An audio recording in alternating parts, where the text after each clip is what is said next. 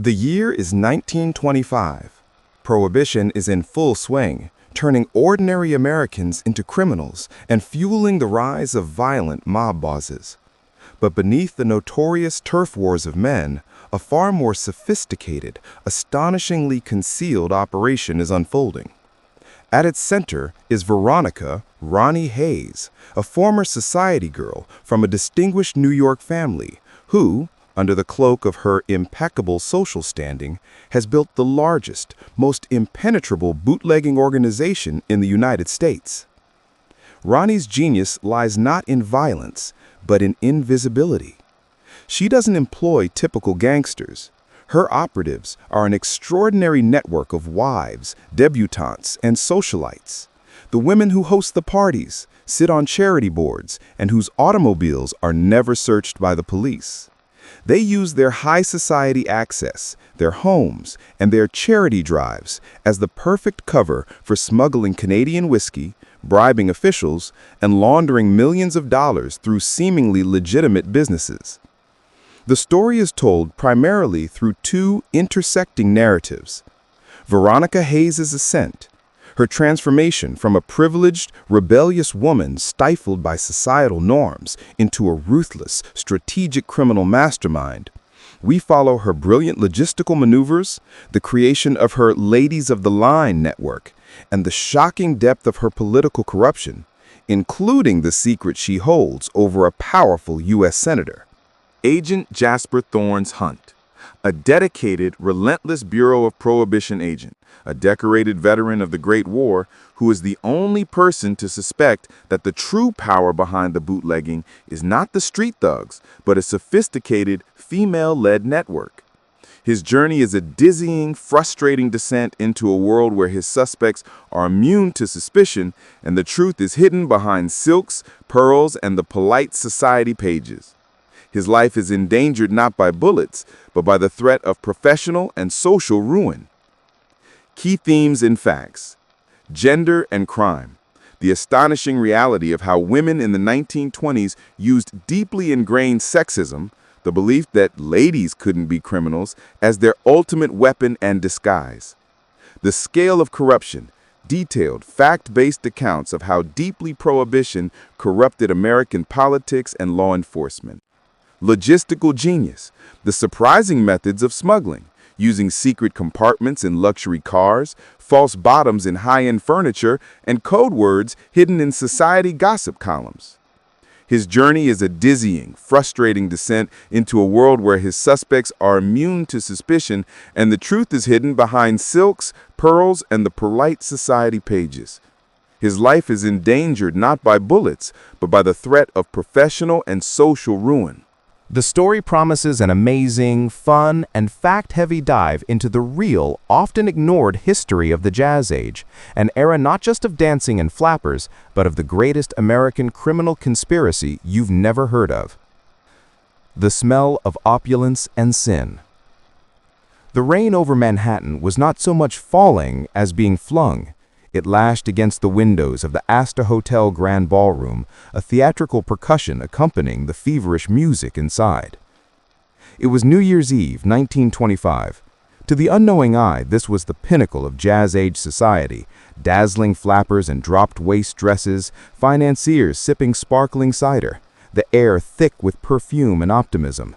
But to the very few initiated, the air was actually thick with the intoxicating smell of genuine Canadian rye whiskey. And the sound wasn't just music, it was the low, steady hum of a colossal national crime being flawlessly executed. Agent Jasper Thorne, all 6'2" of him, was decidedly not unknowing. He stood near the entrance, a granite sentinel in a rented tuxedo that felt 2 sizes too small. His eyes, the color of a stormy Atlantic, scanned the crowd with a predatory focus that belied his bored posture. "Enjoying the festivities, Agent Thorne?" The voice was smooth, a silk scarf of a sound that never failed to raise the hairs on the back of his neck.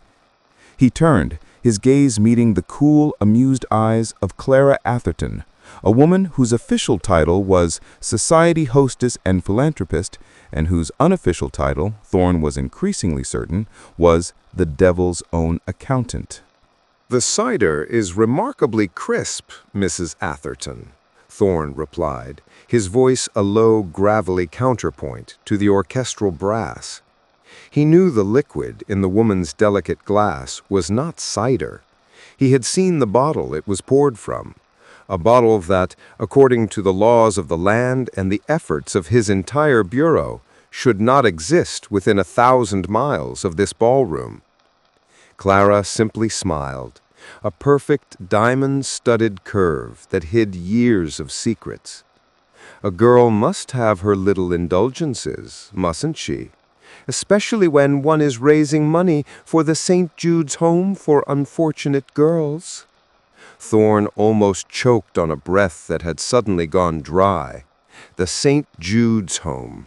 That was the key. He had spent 3 months tracking the ledger, the invoices, the bewildering movement of funds, and every time the trail went cold right at the door of one of New York's most respected charities. A charity, he now knew, that was nothing more than the most audacious front for an unparalleled bootlegging operation.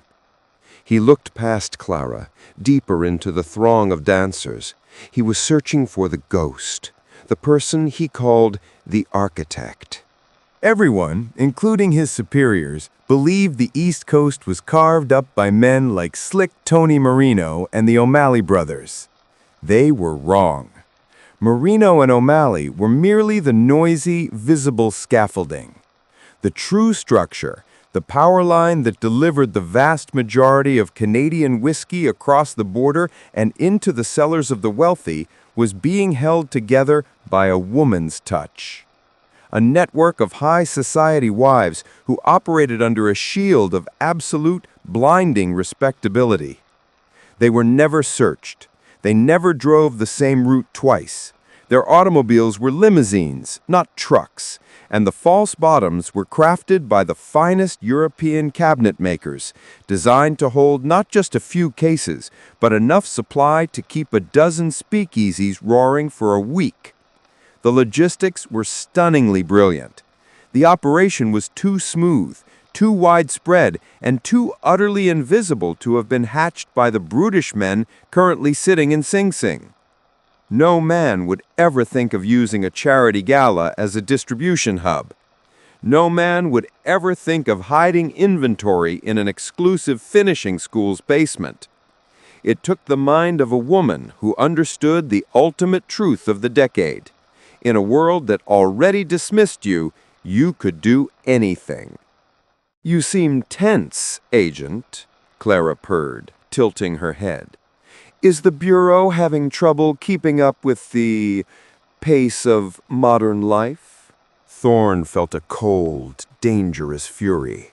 He leaned in, his voice dropping to a near whisper, ensuring the roaring music swallowed his words from all but her.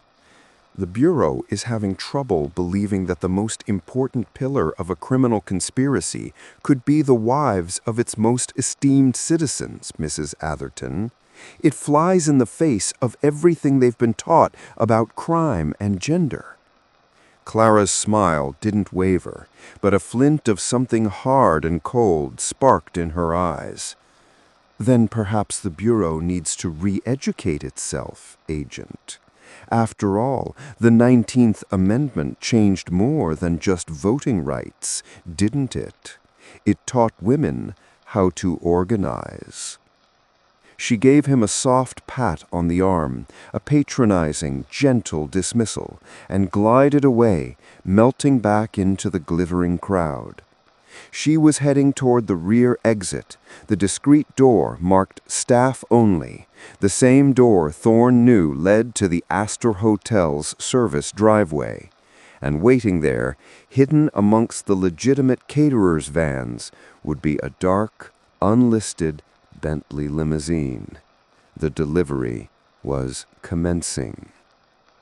Thorne pulled out a pristine white handkerchief and wiped the sweat from his palm. His target was leaving. He had to follow. But first, he had to locate the architect, the mysterious Veronica Hayes, the Queen. He had never seen her. He only knew she was here, like a spider at the center of a perfectly spun web. He looked up toward the grand balcony overlooking the ballroom, the exclusive section reserved for the Astor's most private patrons. There, silhouetted against the velvet drape of a private box, stood a solitary figure, a woman. She was neither dancing nor mingling. She was simply observing, her posture one of absolute, terrifying command. She was wearing a dress the color of ice, and in her gloved hand she held not a champagne flute, but a delicate, leather-bound memorandum book. She did not look like a criminal. She looked like history. Thorne took one purposeful step forward, ready to begin the chase that could either make or ruin his career, and perhaps the entire American Justice Department.